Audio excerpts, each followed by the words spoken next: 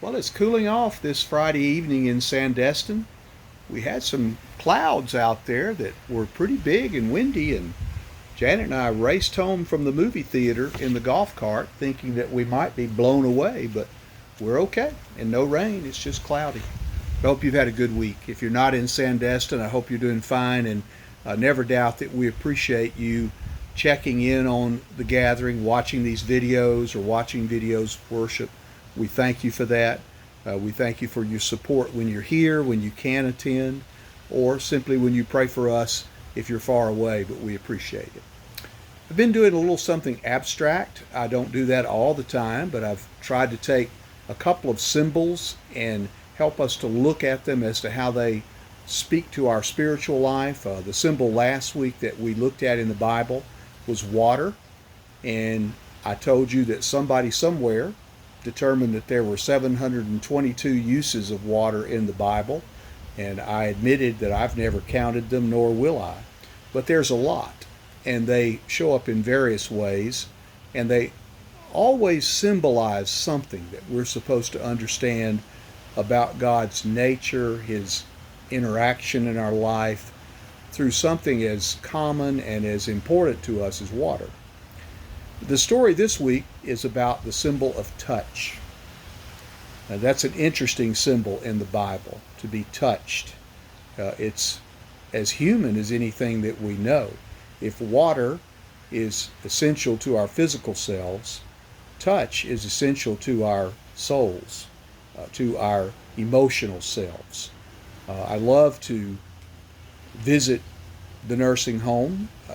It's difficult sometimes. People are in difficult stages of life, but I do love to go in and speak to someone and occasionally touch, hold their hand, or some form of touch on the shoulder. And it's always amazing to me how people who sometimes have various forms of dementia or just simply in latter stages of life respond to that. And you can almost sense a physical letting go of sorts to appreciate someone's touch. I love to see therapy dogs come in and out of the nursing home because they always gather quite a response in the lobby with people who are there gathered who love to touch the dog.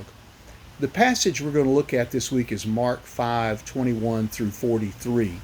That will not all be printed in the bulletin. There is a shorter section that we will print for you to read in church with me, but I'm going to go ahead and dovetail both stories in Mark because it's important that they flow together. Mark was a man of few words, and when he wrote something, he wrote it to the point, and it had an immediate theme and application for us. And this story is actually two stories in Mark 5:21 and following. It's the story of a very important man who would have been an enemy probably to Jesus' people, but his daughter was at death's door, and he was asking because he was desperate. He had heard of this Jesus and I guess was in the category of, well, why not try this? Summons this Jesus to come and touch my daughter and make her live again because I love her and can't bear to lose her. Jesus, interestingly enough, says, sure, I'll come. And on the way to going there, he encounters another person, completely different. She has no real station in life. She's a commoner. She is untouchable because of her physical condition in that day. And she stops him and just begs him, Master, if you would just touch me, I can be made whole. And so the story combines how Jesus can make us whole, how he does not withhold his touch from any of us, and how that touch is meant to be healing. When Jesus touches our life, he heals us and makes us whole. I hope you'll come explore that with us Sunday. I think these two passages will weave together certainly the love of Jesus and his willingness to touch us, but also remind us of the power of touch when we share love with others as well.